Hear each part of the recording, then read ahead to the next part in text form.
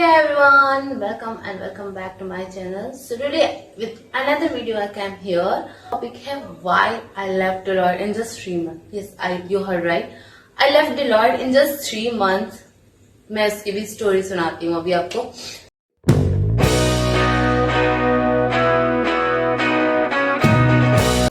तो हुआ क्या था, मेरा जो हायरिंग हुआ था वो मतलब पूरे प्रोसेस जो डिलॉयट के हायरिंग के होते हैं, like from resume, short listing, assessment and 3 rounds of interview, वो सारे मेरे हुए थे. बट क्योंकि मेरी पेरोल कंपनी डिफरेंट थी, थर्ड पार्टी पेरोल कंपनी से था, डायरेक्ट मैं डिलॉयट के पेरोल पे नहीं थी, तो मेरे को 3 महीने में रिजाइन देना पड़ा. Reason I am telling you.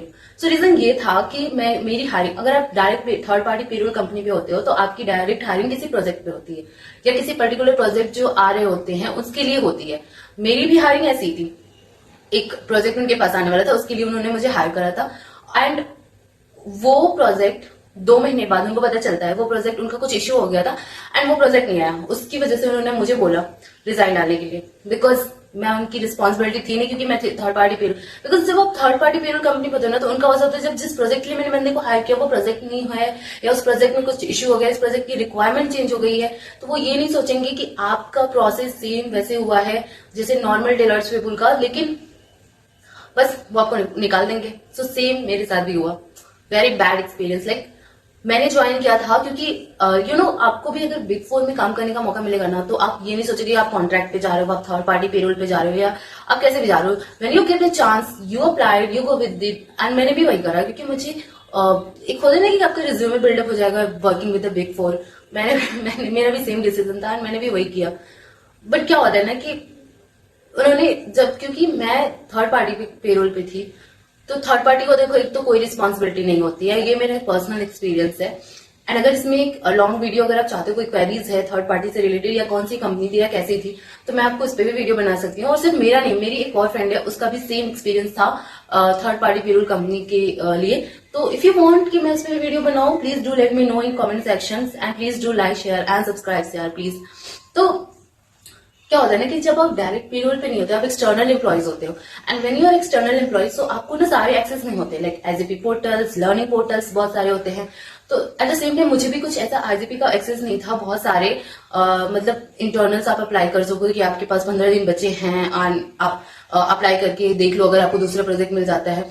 तो अल्टीमेट मेरे पास जो बचा था ऑप्शन वो था कि मैं डायरेक्ट अप्रोच करूं, मैं मैनेजर्स जोड़ूं, मैं डायरेक्टर्स जोड़ूं जो सेम बीआई से रिलेटेड हो, बिकॉज मेरा डेटा एनालिटिक्स बीआई का था. तो आई वाज लाइक कि ठीक है, मैं सोच सकती हूँ. और मैंने अप्रोच भी करा था काफी को, लेकिन उसमें से कुछ के मेरे रिस्पॉन्स आते, no we are not hiring, some of the like we already have peoples on bench. तो जब मेरे पास रिसोर्सेज बेंच पे है तो मैं क्यों हायर करूंगा. एंड ऐसे ही कुछ की रिक्वायरमेंट थोड़ी और ज्यादा होती थी मेरी स्किल सेट से थोड़ा अलग या एक्स्ट्रा कुछ रिलेटेड, तो वहां पे भी मेरा नहीं हो पाया. तो अल्टीमेटली क्या हुआ कि मुझे रिजाइन देना पड़ा और मेरे को निकलना पड़ा.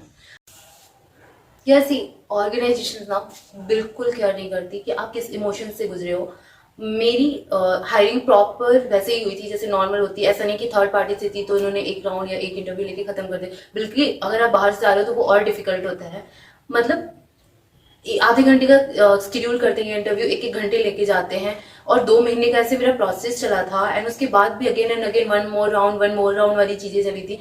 एंड आफ्टर दैट अगर आपके क्लाइंट से कुछ इश्यू है तो आप 1 महीने जो उसका मतलब 15 दिन का जो नोटिस पीरियड है, आप 1 महीने या 15 दिन जिसका जहां भी हो, आप उसमें उसको ट्राई तो करो किसी और क्लाइंट या किसी और से फिट करने का.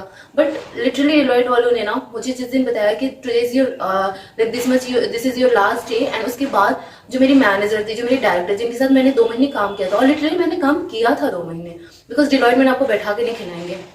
वो 1 by 1 प्रोजेक्ट्स असाइन होते, प्रोजेक्ट्स की सपोर्ट, इंटरनल प्रोजेक्ट्स के काम, मतलब सोचो सारे टास्क के बाद भी मुझे लगता था उनको जितने दिन इंसान 15 दिन बैठा है, 1 हफ्ते 2 हफ्ते, आप थोड़े तो सपोर्ट दो उन्हें, आप थोड़े रिच आउट कराओ उनके लिए, आप उनके आईजीपी के पोर्टल्स पे थोड़े सपोर्ट करो. But the time they have decided my and time with their contract, उसके बाद मैं उनकी कोई रिस्पॉन्सिबिलिटी, उसके बाद उन्होंने मुझसे कनेक्ट तक नहीं करा 15 दिन.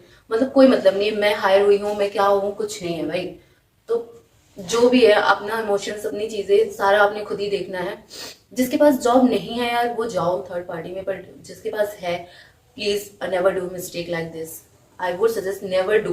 मैं आपको डिटेल्स में एक्सपीरियंस बता सकती हूँ, अगर आपको जानना है तो आप कमेंट करो, मैं लिटरली मैं वीडियो बनाऊंगी उस पर, बिकॉज मैं 2-3 और जनों को भी। एंड होता क्या है कि जब आपके पास जॉब नहीं होती ना, तो आपको जॉब सर्च करना मार्केट में बहुत मुश्किल होता है भाई, क्योंकि ऐसा लगता है थोड़े बहुत जजमेंट भी आते हैं, एक दो हफ्ते के बाद ना जजमेंट आने से, why you left the organisation without offer letters, what are the reasons, आपको निकाला गया, आपको फायर किया गया, और something like that, XYZ reasons, वो थॉट प्रोसेस में भी आ जाता है। एंड क्या कहते हैं, थॉट प्रोसेस में तो आता है, प्लस आप अगर उनको बता रहे हो तो उनको डेफिनेटली वो उस चीज पे यकीन नहीं होता। So this is like what happened with me and I wanted to share with you guys, because अभी भी मैं डिलॉयट वाली वीडियो पे काफी क्वेरीज मिल रही थी मुझे, तो मैंने सोचा let's make a video. And after that also मेरे 2 बार डिलॉयट के इंटरव्यू दिए, और उसका भी मेरा बहुत बुरा एक्सपीरियंस है। लाइक HR ऐसे गायब हो जाते हैं ना, मतलब मेरा एक इंटरव्यू हुआ था और उसमें बहुत सही हुआ था, मुझे फीडबैक भी आया, and then later HR will be like कि we will contact you in a week for the further round, and उसके बाद से उनका कोई रिस्पॉन्स नहीं। Same happened with me, same happened with one of my connection in LinkedIn, and like मुझे नहीं पता बिग 4 का क्या चल रहा है भाई, but this is what I experience and I wanted to share with you guys. So thank you for listening till now, and if you please do like, share and subscribe. Bye bye.